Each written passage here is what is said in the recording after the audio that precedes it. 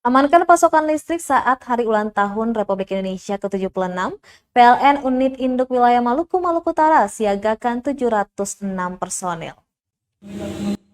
Sebanyak 706 pegawai PT PLN Unit Induk Wilayah Maluku, Maluku Utara disiagakan jelang perayaan Hari Kemerdekaan Republik Indonesia ke-76.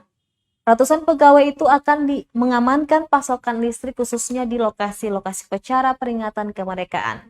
Hal tersebut dikatakan oleh General Manager PLN Unit Induk Wilayah Maluku dan Maluku Utara, Adam Syogasara, kepada wartawan di halaman kantor PLN UP3 Ambon, Kecamatan Baguala.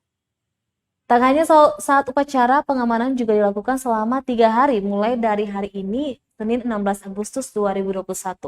Selain personil, PLN juga menyiapkan power bank atau UPS berkapasitas 100 dan 250 kVA, serta genset berkapasitas 5 hingga 100 kW tersebar di lokasi-lokasi siaga.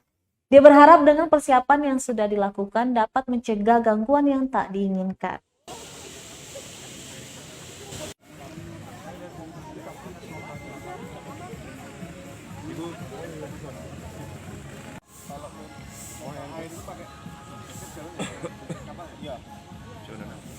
Masuk kita isi pulsa, misalnya di sini ya saya jelaskan sedikit, token atau tagihan.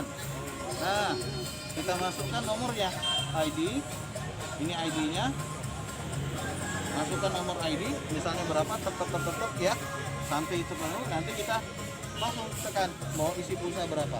Nah ini ada manfaatnya di sini ya, selain ini memudahkan kita.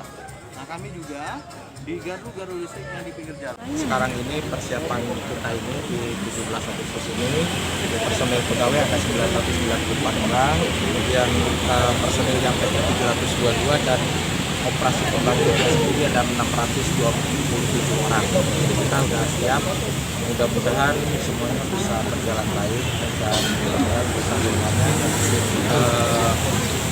sesuai dengan yang diharapkan kita dapat mantap.